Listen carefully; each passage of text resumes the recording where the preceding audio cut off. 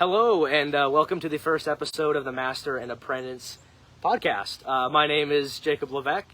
I'm an engineering student in college. And we flipped a coin for who's going to go first. And Pretty much. I humbly won that one, so I'll pass it on to you now. Yeah, my name's Gary. I'm a retired accountant, and I think maybe we can go into how we became fans, right? Yeah. I mean, my life's pretty simple, do you want me to go first on this? Go all right. ahead. Well, obviously, if all of you couldn't tell from the gray hair, I'm an original fan from 1977.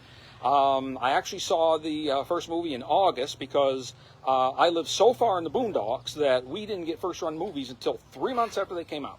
But I did get to see it in 1977, and actually, his mother was with us. My late sister Diana went to the movie with me, and his mother was all of 2 years old. And she wanted to come with us. And I looked over while they were doing the Death Star trench run, and she was fast asleep. So, but she is your mother's kind of become a fan too, hasn't she? Yeah, she's become quite the little fan. Yes, exactly, Yeah, exactly. for sure. So, and I've just been a lifelong fan, and I'll admit I just love everything about Star Wars. I collect the books and the comics, and I'm criminally behind on my reading, but I still have them for when I finally get to it. And Jacob, how did you come into Star Wars? Yeah, so judging by the not gray hair, I grew up with the prequels. I really love all of those movies. I'll talk a little bit more about that later, but I did have access to the DVDs. In fact, I was given both the original trilogy and all the prequel trilogy DVDs, and I fascinated them for them over as a kid. I really enjoyed them. So I tended to watch them pretty much back to back, almost over and over.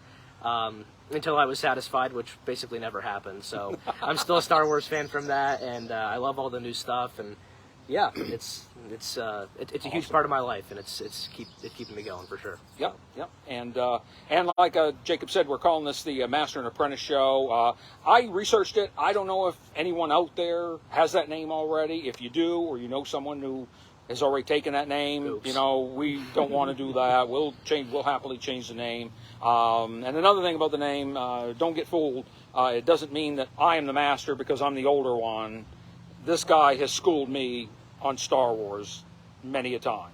So that has nothing to do with our ages. Has nothing to do with who is the master and who is the apprentice. No. So when it comes to all the shows and stuff, we always have conversations afterward that help break them down for both of us. I'll catch things that he doesn't catch, and he'll catch things that I didn't catch. That's happened many times. Whether it's about the symbolism that's in Star Wars, because Star Wars is riddled with visual and auditory symbolism that makes it very easy to rewatch and catch new things. So that's always cool. But also things with the theme and how everything has progressed over time.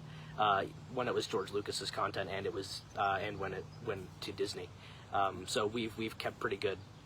Keeping in touch with each other and helping each other out. Absolutely, So, absolutely. Yeah. And he and I have, obviously we'd have a bond anyway, as he's my great nephew, but, our bond is obviously stronger because we share that love of Star Wars. Yeah, of course. So, next thing we're going to, this is old-fashioned reporter stuff. I've got this stuff written down on a piece of paper here. Yeah. This is Walter Cronkite reporting from the Apollo 11 launch at Cape Kennedy, Florida. It's just how it goes. Got to be prepared, right? Wouldn't You're want to right. make a mistake like that. So, yeah. So the next thing we want to launch into was what our favorite Star Wars media is. I think we're going to stick to, the visual TV and movie media. Sure. So I'm sure there's a lot of comic book fans and all that stuff out there, but I'm not as well versed in that, so I suppose I wouldn't be as good to speak. And on I buy all that stuff, but I can't say I'm well versed in it either because as I told him before we went live, I am criminally behind on my reading, and I'm sorry for anyone out there who's a comic book and book fan. I'll get there. But do you want to go first on that, or would you like me to go? Or? Sure, yeah. So, as I said, I'm a huge prequel fan, and I have to say one of the best movies in my opinion that I've had the pleasure of watching would be Revenge of the Sith. Out of all the prequels, that is easily my favorite. It has the best. It carries the best story in my opinion. I love Anakin Skywalker as a character, and I watched those movies before I hit the original trilogy, so for me, that's a perspective that I have that he doesn't have, because when you watch it out of order, well, not out of order, but when you change up the order, you catch different things, I guess. But I really like Revenge of the Sith. I love the way that Anakin turns into Vader, especially after watching all of the Clone Wars and all of that stuff. You gain a lot of perspective on what caused that turn and why it all makes a lot of sense why Palpatine was able to groom him into his apprentice over all that time. So I think it's a movie that catches the biggest punch. The heroes don't win. That's a huge thing for me. The heroes don't win. Yeah. So not to say that I'm always in love with the villains, but I think it carries the biggest change in the way that the narrative is told when it comes to stuff like this. So I love that movie. That's what really gets me into it. I can't help but always looking up the Anakin versus Obi-Wan duel, because that stuff is just so well choreographed, and it brings chills every time, even though I've seen it for like probably 20 to 50 times now. It's nuts. But yeah, easily my favorite movie. Yeah. I mean, obviously, as I said earlier, as an original fan from long ago, a long time ago, in a galaxy not so far, far away. I mean, I know it sounds like a cop-out answer, but I would have to say the first movie, A New Hope. It's what introduced me to Star Wars. I had always had somewhat of an interest in space and space travel. I vaguely remember one of the very last Apollo launches, and I had all kinds of books and magazines on the rockets and the astronauts and all that sort of thing. And I do remember my older sister Diana, who I mentioned earlier, I do remember watching Star Trek reruns with her. I think she had a little bit of an interest in it as well. And also my mother used to love going to, back in the 1930s and 40s when she was a girl, going to the Flash Gordon and the Buck Rogers serials that they would play before the feature movie. She enjoyed that oftentimes more than the movie itself. And later in life, I began to realize the connections between those old serials and Star Wars, right up to the opening crawl. Those old serials that a new episode would show in the theater every week would start out with that opening crawl going, up the screen, kind of filling you in on what happened the week prior. So it kind of runs in my family. I think that the genesis was there all along, and it just took George Lucas to come along and get this thing made to spark it in me. So I agree. Yeah, awesome. Sweet. All right. So okay. So the next topic we want to tackle is obviously the future a little bit, and the immediate future speaks to the Ahsoka TV series coming on Disney Plus August 23rd. Yep. And we wanted to talk about what we expect and what we think we're going to see. I'll let you go first again. You seem to be setting the tone here, and I like it. Sure, so let's do it. So I have really high hopes for the Ahsoka show. Because I was a prequel fan and I really grew up with the Clone Wars as well, I've always had high hopes for the character. First introduced, people didn't really have a huge liking for her because she was kind of an arrogant little brat that was Anakin's apprentice. So yeah, I mean, slow start, but that burn, she made a very good character over time, to the point where when she left the Jedi Order in the Clone Wars, it makes you shed a tear a little bit. It's a sad loss. And then of course she appeared in Rebels too, so huge character, and I'm really glad we're going to get a series on her. And of course this whole series is going to be about her trying to find Ezra Bridger, I'm assuming, because the way we were left off in Rebels with that final scene left a lot to be anticipated. We don't know where he went with his last situation with Thrawn when he, influenced the Purrgil, and they ended up going off to we have no idea where. That's a huge loss to a character that we have no idea what happened to them. Yeah. So of course, in Star Wars fashion, let's figure it out together, I guess. Right. So I'm really looking forward to this series, because I don't know if we're going to get a clear answer for the first couple of episodes, but we're surely going to be able to go along for the ride, and I'm hoping we're going to be able to see her hunting, for Ezra and Thrawn, of course. Yeah, and I'm going to jump off that. I'm not even sure. I'm probably wrong on this. I usually am. But I'm not even sure we're going to get a clear answer in this entire series, because I think this is now going to lead into, I don't maybe not want to say Skeleton Crew so much, but I think this is maybe where Din Djarin and Grogu go on their next adventure. They're going to get involved, I think, somehow with this search for Ezra. I've even read speculation, and tread carefully when you're reading speculation online, that maybe we've seen in that trailer, the only shot of Ezra that we're going to see, that hologram. Or maybe we see him right at the end and it leaves us hanging until Mando comes back in a couple years, whenever season 4 is going to be. But we're definitely going to see Thrawn. He was in the trailer. Oh, we are going to see Thrawn, and I'm excited. 100%. Well, I'm excited about seeing all those characters. Yeah, and one thing, if you don't mind me adding, Sure. when in Mando, when we are like the most recent season, when we saw Grand Admiral Grand Moff, Gideon. Moff Gideon, yeah. right? Yeah, Moff Gideon. Sorry. This Shadow Council of the remnants of the Empire, they mentioned the return of Thrawn. Yes. He's going to be a very critical player. Yes. And of course, this is all leading up to how I'm imagining how the First Order got created, because all of these Shadow Remnants coming together to form a new army or a new group. I'm assuming this is where this is leading. This is all going to lead to these are all going to lead to some answers to some things that, you know. And the sequel trilogy, as we know, had some problems. I enjoyed them, but they had some problems. Some questions. Some questions. Maybe they weren't tidied up, maybe to all fan satisfactions. Mm-hmm. I think maybe some of this Mandoverse stuff is going to at least start the process of bringing us to that point. And whatnot. But, yes, I'm also excited to see Thrawn. And I always love the fact when and it's nothing against Rosario Dawson. She's done a great job playing Ahsoka. But the fact that they got Lars Mikkelsen to play Thrawn, you know, when he voiced the character in Rebels, you know, that adds that little extra added something. The most authentic way to do it, you know, it's going to preserve the voice that did it. And, like, you know, coming back to the voice thing, like, as much as I loved the Anakin in the Clone Wars, his voice was not Hayden Christensen, so I always had a hard time making that connection.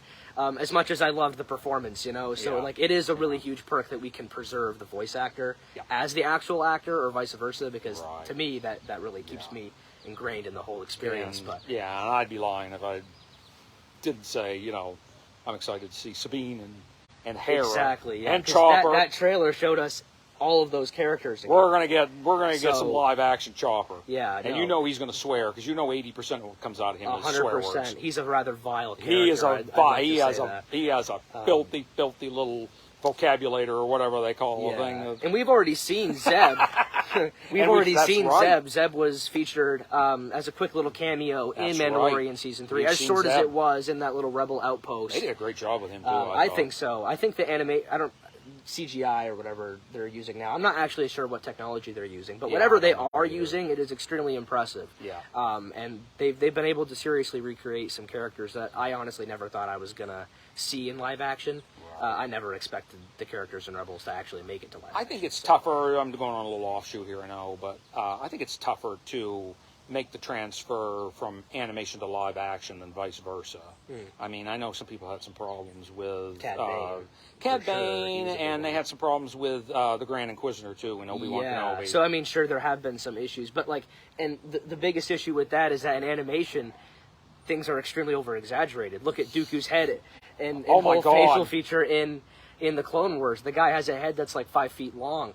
You couldn't expect to have what is it, Christopher Lee or whatever? They took Christopher Lee's head and those 2 logs that the Ewoks cut that smashed. I think that's what they did to the poor guy's head. They took those 2 logs, and they smashed his head, and they flattened it and made it longer. And they made it the character, of course. You know, but it didn't bother. At first, it was a little jarring when the Clone Wars first came out. But now it's very well accepted. So I've never really had a problem with stuff like that. But in general, they're improving, and characters like Zeb are looking very, very good on the screen. So I'm assuming we're going to see all of him as well in Ahsoka. I'm not sure, actually. I'm not sure I don't know either. if I saw him. But it seems like he's a little preoccupied, actually. I don't know what he's doing. But if he's working with the Rebels, is he going to have time to make an appearance? I gotta believe we're going to see Zeb. I'd like to see him too. We're going to see Sabine, we're going to see Hera, and we're going to see Chopper. I gotta believe Zeb, even if it's in one episode. Yeah, get the ghosts back together. Yeah, really. Right. Yeah, and we're going to see the ghost too. Yeah, that's going to be that's awesome huge. to see that. I mean, we got that brief shot of it in Rogue One when they come out of hyperspace there above Scare. No, it's in Rise of Skywalker. It's in that gigantic plethora of ships there. But the ghost is there when they above Scarif. Yeah. When they come out of hyperspace above Scarif. It's a brief little shot of it. Small little things you see when you slow down a movie or something. Pause, it's just how it goes. But yeah, I'm really looking forward to seeing all of those characters, and I'm interested about, you know, this little adventure we're going to have, because, I mean, as much as I'd like to theorize on what the plot is going to be, I'm not 100% sure, because shots in the trailer with those I don't even want to call them Jedi, but the characters with those, what was it, like orange lightsabers? Yeah, that's a very weird thing to me, and it's kind of obscure. I don't know if they're Sith Jedi, if they're another form of like gray Jedi almost, to the point where they're like in between. But either way, there are going to be characters that Ahsoka, confronts that are going to be entirely new to us, things we've never seen before. So, and is that the world between worlds he's coming out of in that trailer? We're going to see I think that's the world between worlds. We're going to see that again. Yeah. In live action, that's going to be cool. We're going. That was a pretty groundbreaking thing in Rebels, as far as I'm concerned, because really, until Ezra pulled Ahsoka out of that, she was dead. Yeah. I mean, she lost to Vader. Right. Well, I mean, I don't really know how that went down, but he was the one that walked out and she didn't. So if I had to guess, I'm assuming he kind of won that. Right? Yes. But exactly. at the end of the day, I'd love to see that in live action. I think that would be an absolutely amazing thing to show. Especially for fans that were a huge fan of it when it came out. I think one of the things, and I've talked to Jacob about this, offline, obviously, in the past. I think it's pretty much been confirmed that Hayden Christensen plays a part in this. And so I've got to believe maybe they're going to do a flashback too. I don't know. Maybe they're going to do Clone Wars flashbacks. That would be cool. But that would also be cool. Yeah. I think that he and Ahsoka have to have, had that conversation. He's got to come back as a Force ghost. I know that Luke, as we saw in, the Book of Boba Fett, right? Yep. Luke obviously told her the story, what happened on the second Death Star. Oh, yes. But I think Anakin needs to come talk to her. I think there's some unresolved issues there. Yep. And boy, I told him, if he calls her Snips, and she calls him Sky Guy, I'm going to be a weeping mess in the fetal position for a week afterwards. Let me tell you. No, for sure. That's going to be it's hitting me right now just thinking about the possibility of it. I'm not getting my hopes up too much for that. Because it could, like I said, it could be flashbacks. Oh, it could very well be. I mean, even with the Kenobi series, I mean, Hayden was a huge part of that. That was amazing, and I'm very glad that he came back for that. That was the best way to do it. People, I saw, everybody was really, really hoping for some serious Clone Wars flashbacks. Yeah. We got, the training sequence, of course, but from what I've gathered, that wasn't what people wanted, but I thought it was amazing. I thought it was too. But nonetheless, Hayden came back for a character, Obi-Wan, who was very close to him. And I wouldn't say that Ahsoka is closer to Hayden, is closer to Anakin. Yeah. Sorry, it's hard to get mixed up, but is closer to Anakin than Obi-Wan. But they both share very tender moments with each other. I would say I would say they're equally close. I think that Master Apprentice relationship.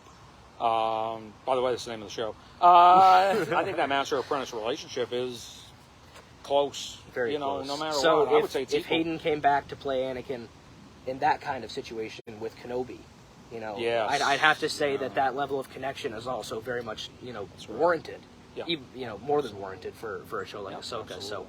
So I'm anticipating that for sure. That's something. I wanted to look this up too. How many episodes is it? Is it 8? For Ahsoka? Yeah. I haven't looked. I wanted to look before we did this, and I'm sorry I didn't, but that's okay. I think it's 8. I think I read somewhere it's 8. But anyway, It's a good length. It should be a good length series. It should be a good length. Highly anticipating the entire series. I am too. Yeah, I am so too. it should be a lot of fun to go. All right, so I think the last thing we wanted to talk about other future Star Wars projects and what we're looking forward to. Yep. I'll let you go again. You're doing great here. I think we both are, but I think you're really setting the tone here, and I'm comfortable jumping off what you said. Sure, that's fair. I think one of the biggest projects that I'm looking forward to the future is The Acolyte. That show has a lot of promise for me. Yes. So one of the biggest things that has been the focus of Disney, especially since they've taken it over, is staying within the Skywalker saga. We've seen this era, and I think we've seen almost more than enough as far as I'm concerned. Yes. We know, I like the thought of being able to leave some things to the imagination. Yeah. That keeps theory channels, that keeps a bunch of theorists able to make a living, so to speak. You're able to think about things that could have happened, or think about. You can't have a theory channel if you're not on. If everything's been revealed, everything's answered. Yeah. So I think at this point, it's a pretty pretty settled area at the moment for the Skywalker saga, especially with the sequel trilogy. Now we know what happened after, which, you know, that's... I didn't hear many people asking for it, but we got it, and, you know, a lot of people liked it and a lot of people didn't, but that's up in the air. But as far as I'm concerned, moving on from the Skywalker saga sounds like an amazing area to explore, and the Acolyte definitely serves to do that. Yeah. It's going to be a revolutionary show, and I mean, it's gonna push us into an era that, you know, once we get grounded with it, if the show succeeds, Disney might be encouraged to do more projects with it afterwards, which, you know, that could push us into a whole realm of Star Wars that I mean, only the comics or the video games and stuff like that have explored, which, you know, a lot of people wanted to see, you know, almost movies of the video games, because I know that there were a couple that featured some pretty prominent Sith Lords.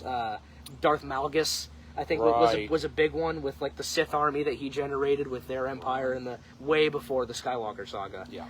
You know, people have been raving to see stuff like that. So going back in the timeline to do something like the Acolyte, that could give them grounds to do something like that. That could be amazing. Yeah. So that's going to cause me to jump off again what you said. I think the thing, Acolyte, I'm looking forward to all of it. But I think the thing that I'm really looking forward to is this James Mangold movie that's going to take place 25,000 years in the past, the dawn of the Jedi era. I don't know if that's going to be the title of the movie. There was a Legends book called that. I want to read that before that. Several years away here yet, but I do want to read that before that movie comes out. Sure. So I can get a feel for, you know, how much they drew off of that. But, I've been telling Jacob, this is another thing I've been telling him for a while now, is I want to see that early era. I want to see how people became aware of, wow, there's this thing called the Force, and I can sense all this stuff, and, you know, I can sense other beings around me and other living things, these trees and all this other stuff, and what's going on. And I feel like the way he's described it, that's what it's going to be. Yeah. You know, it's these people, I think it feels like they're actually going to be struggling with that, possibly, you know, that it's something they don't understand, it's something new. Yeah. And well, that's going to be new for everybody, because as far as I'm concerned, every project we've seen, sure, people struggle with the Force, but they always have a master to guide them in the right direction. There's never been, like, a huge area of confusion when it comes to this. But there's no masters, there's no Jedi in this. Exactly. Seeing the first, you know, location of where this was discovered, and maybe, you know, going through the trials of confusion and all of that. I mean, that could be seriously humbling to all of us to really see, like, oh, wow, then you get to Jedi like we've already seen, and it's like, well, that mastery is next level. Yeah, absolutely. How did they get there? But I'd love to see where it starts, because, I mean, that's where... I'd love to see that. That would just be amazing. Yeah, absolutely. So. And we just need to see that. And I hope that that's successful, and that it's going to lead to a lot of other stories that take place far before the Skywalker saga, like you know, the old Jedi Sith Wars from, you know, which also, if going back to the Legends material, leads to their encounter with the Mandalorians also, and that was kind of been alluded to in Rebels, that the whole Tar Vizsla stuff, and he created the Darksaber. Origins of the Darksaber, and which I'd like to see that too. Yes, well, we've seen it destroyed now, so well, yeah, exactly. Now we want to see it made built. Let's see it built. Let's see what's going on. Let's see it made. Yeah, I mean, something, because I mean that sword, out of any lightsaber we've ever seen, has carried the most traditional value. I mean, the fact that you hold it and you're just the ruler of Mandalore all of a sudden after you go through a trial of combat, that's a huge, I mean, that's a huge honor to bestow upon one thing. Yeah. And, I mean, it carried Maul to power when he took over Mandalore and did all that. So if it has that kind of power, so much to split Mandalore into a faction, into a group of factions that rival each other, well, geez, if that sword has so much power, I want to see how it was made, and I want to see, like, the notions behind why. And what really gave it all that power at the end of the day. Exactly. I'd love to see a work that talks about that. So I feel if that movie ends up being a success and gets, you know, good reaction from the fans, I think we're eventually, it's going to take years to do all of it, but we're going to see that other stuff and what have you. And obviously we're outside and we're near an Air National Guard base, so I think one of the planes is just going over here. So anyway, hopefully it builds the scene here. You know? Yeah, possibly. Yeah, exactly. Maybe this makes us more relatable or something. Right. We're people too. That's right. That's right. So, but obviously there's other things. You know, we got the Skeleton Crew. I feel like that feel like that's the most mysterious one now. Maybe even a little more mysterious than the Acolyte. Sure. You know, I'm looking forward to that. There's a lot to be anticipated, essentially. You know, sometimes having little to no details about a project can almost be more fulfilling, because when you get it, you know, people love to build their own theories about a project, and then when they don't get it, that becomes a problem. So it's like having a project where maybe the details are kind of finite, you know, they're very low.